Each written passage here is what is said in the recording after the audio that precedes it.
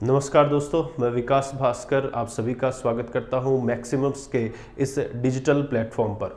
अपना अगला सेक्टर है रेलवे और आधारभूत ढांचा, रेलवे और इंफ्रास्ट्रक्चर से संबंधित। रेलवे की अगर बात करें तो बहुत सी समय से ये कयास लगाए जा रहे हैं कि सरकार रेलवे को जो है वो बेचने वाली है, रेलवे का प्राइवेटाइजेशन करने वाली है। पूर्णतः इस तरह की चीजें नहीं होती हैं। जैसे पीपीपी मोड का जिक्र भारत में पहले से भी होता रहा है, इस बजट में भी इसका जिक्र किया गया है। जैसे रेलवे स्टेशन का संचालन, एयरपोर्ट्स का संचालन पीपीपी मोड के माध्यम से किया जाए। राजस्थान में तो इस तरह का जिक्र पहले से भी होता रहा है, सरकारी स्कूलों को पीपीपी मोड में दिया गया था पहले की सरकार ने। पब्लिक प्राइवेट पार्टनरशिप यानी सरकार और निजी भागीदारी से कुछ चीजों का संचालन किया जा सकता है, ऐसा रेलवे में भी सरकार अपना रही है।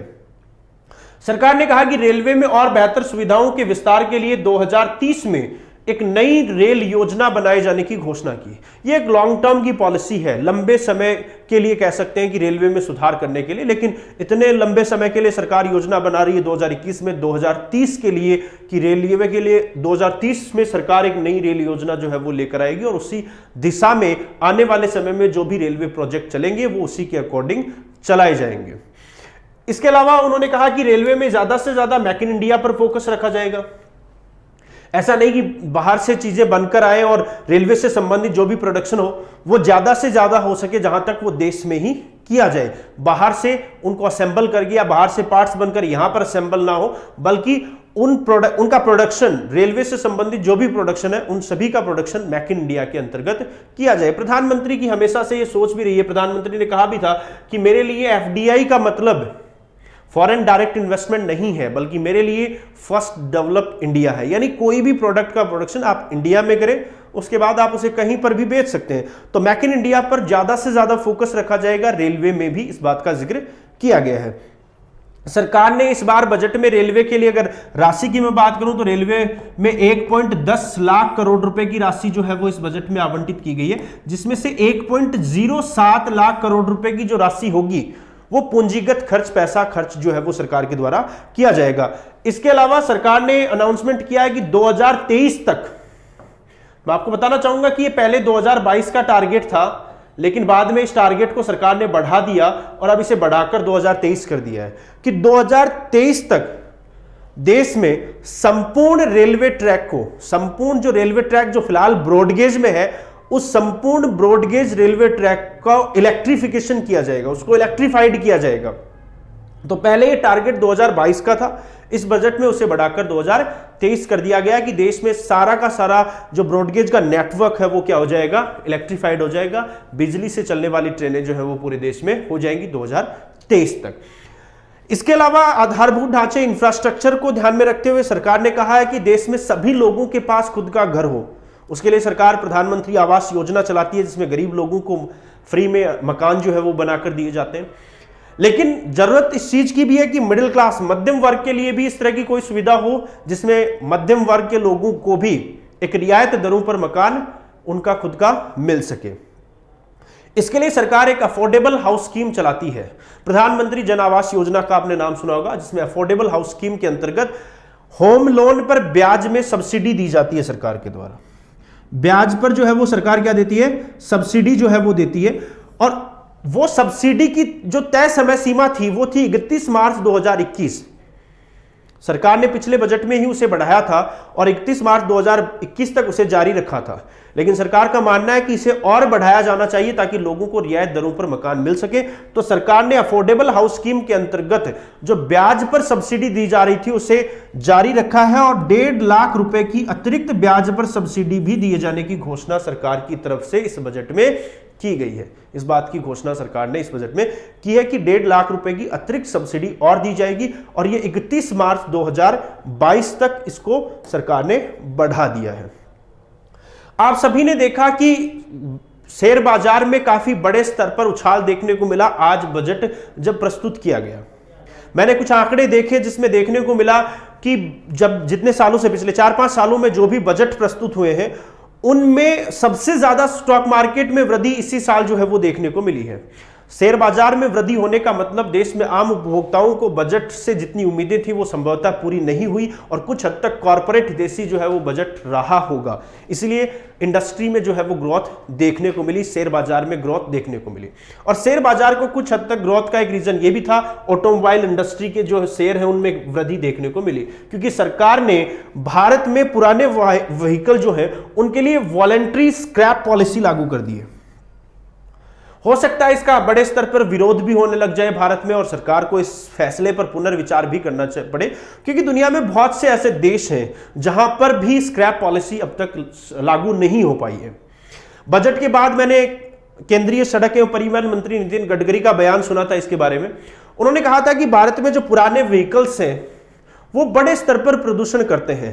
प्रदूषण जांच का सर्टिफिकेट तो लगा रहता है वाहन पर कि वो ओके है उसमें, लेकिन बावजूद वो प्रदूषण कर रहे हैं। तो उन्होंने कहा कि पुराने व्हीकल्स बड़े स्तर पर प्रदूषण करते हैं और हम चाहते हैं कि प्रदूषण के स्तर को कम करें।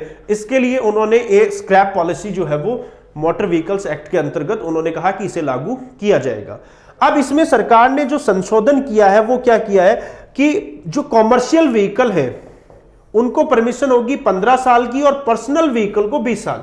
यहां डीजल पेट्रोल वाला नहीं है, जो भी कॉमर्शियल व्हीकल्स है उनकी वैलिडिटी जो वैधता होगी वो भारत में अब 15 साल होगी और जो भी पर्सनल व्हीकल्स होंगे उनकी वैधता 20 साल होगी। यानी इसके बाद लाइसेंस रिन्यू जो आरसी है गाड़ी की वो रिन्यू नहीं होगी, जो वर्तमान समय में हो जाती है। तो संभवतः कॉमर्शियल व्हीकल में इसका विरोध भी हो सकता है कि बहुत से लोग कॉमर्शियल व्हीकल के माध्यम से अपनी दैनिक जीवन की आमदनी जो है वो चलाते हैं। तो इतने कम समय में पुरानी गाड़ी को बदलकर नई गाड़ी लेना उनके लिए इतना आसान भी नहीं होगा संभवतः। सरकार की पॉलिसी एक ये भी हो सकती है कि सरकार चाहती है कि भारत में इलेक्ट्रिक व्हीकल जो है वो बढ़े, क्योंकि पेरिस क्लाइमेट चेंज में जो समझौता हुआ था उसमें सरकार का कमिटमेंट था कि 2030 तक भारत में 75% जो भी व्हीकल्स होंगे वो इलेक्ट्रिक व्हीकल्स होंगे। तो ये जो स्कीम है स्क्रैप पॉलिसी संभवतः उस लक्ष्य को पूरा कर सकती है, क्योंकि 20 साल आप किसी व्हीकल के लिए पर्सनल और कॉमर्शियल में 15 साल की अगर आप वैधता निर्धारित करते हैं तो उसके बाद पुराने व्हीकल की जगह नया व्हीकल जो है वो लोगों को लेना होगा।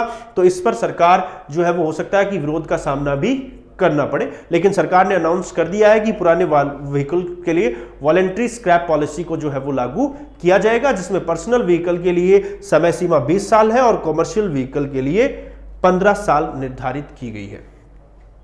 इसके बाद अगला पार्ट आता है इंश्योरेंस और बैंकिंग। यहां से भी कई खबरें आई। बैंकिंग शेयर जो है वो उनमें और खासकर इंश्योरेंस सेक्टर के जो शेयर है उसमें काफी वृद्धि भी जो है वो देखने को मिली बजट के बाद में। ऐसा क्यों हुआ, उसके पीछे रीजन है सरकार ने इंश्योरेंस सेक्टर में बीमा के क्षेत्र में जो एफडीआई की सीमा थी उस एफडीआई की सीमा को 49% से बढ़ाकर कितना कर दिया, 74%, 74% कर दिया।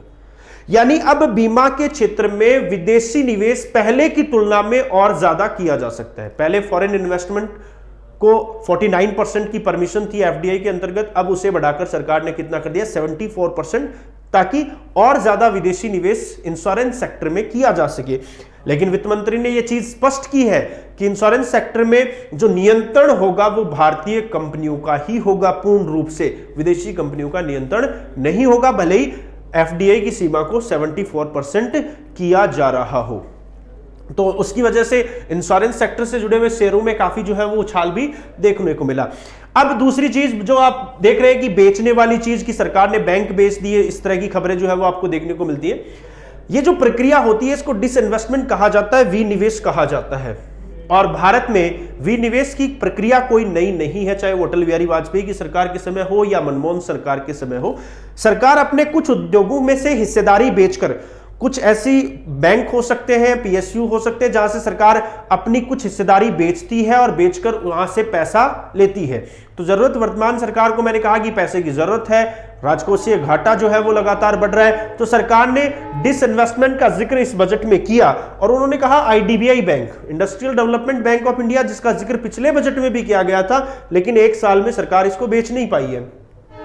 उन्होंने कहा कि आईडीबीआई बैंक और दो सार्वजनिक और बैंक, जिनका जिक्र नाम नहीं बताए गए, लेकिन कहा कि दो सार्वजनिक बैंक और आईडीबीआई बैंक के साथ साथ एक पीएसयू पब्लिक सेक्टर जो उपक्रम सरकार का है, जो उद्योग है सरकार उसको भी का भी विनिवेश करेगी, डिसइन्वेस्टमेंट जो है वो उसका किया जाएगा, यानी उसमें से सरकार अपनी हिस्सेदारी कुछ परसेंट हिस्सेदारी जो है वो सरकार बेचेगी। इसका जिक्र इस बजट में किया है। इसके अलावा एलआईसी जो पिछले बजट में भी अनाउंसमेंट था कि एलआईसी के आईपीओ जारी करेगी। स्टॉक मार्केट के अंतर्गत सरकार इसके आईपीओ, इनिशियल पब्लिक ऑफरिंग कहा जाता है इसे, कुछ परसेंट शेयर और जारी किए जाएंगे ताकि लोग उसमें पैसा इन्वेस्ट करें, और लोग अगर एलआईसी में पैसा इन्वेस्ट करेंगे तो उससे सरकार के पास पैसा पहुंचेगा। अब ये नहीं कि मुकेश अंबानी इसमें पैसा इन्वेस्ट करेगा, देश का आम नागरिक भी शेयर बाजार में एलआईसी के आईपीओ ले सकता है, उसके कुछ परसेंट शेयर खरीद सकता है अपनी आवश्यकता के अनुसार। तो एलआईसी के आईपीओ जो है वो जारी किए जाने की घोषणा सरकार की तरफ से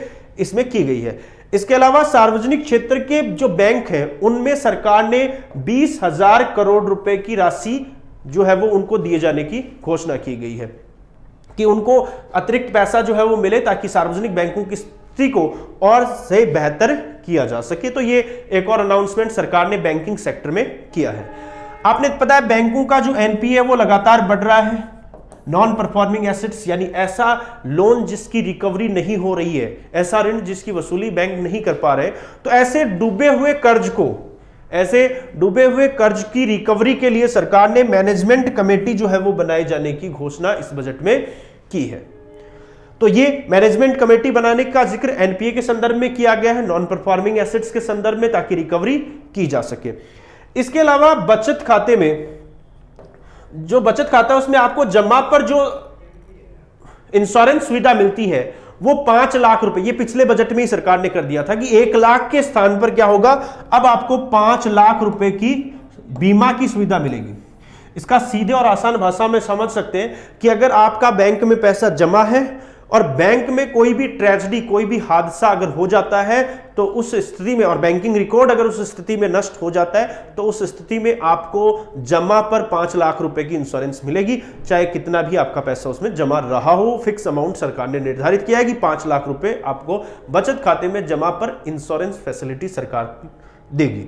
तो ये बैंकिंग और इंश्योरेंस सेक्टर से संबंधित घोषणाएं सरकार की तरफ से जो है वो की गई थी। तो आज के इस लाइव सेशन में जो बजट से संबंधित हम लेकर आए हैं, इस लाइव सेशन में हमने बजट के बेसिक इंट्रोडक्शन से संबंधित जो है वो डिस्कशन किया, बजट के इतिहास से संबंधित जो है वो डिस्कशन किया, साथ ही 2021-22 का जो बजट केंद्रीय वित्त मंत्री के द्वारा जो प्रस्तुत किया गया है उसके संदर्भ में हर क्षेत्र के हिसाब से हर पहलू को समझने की कोशिश इस लाइव सेशन में की है। अगर आपको ये बजट का सेशन है वो पसंद आया है तो इसको अपने फ्रेंड्स और ग्रुप में जो है वो इसको ज्यादा से ज्यादा शेयर करें। तब तक के लिए धन्यवाद।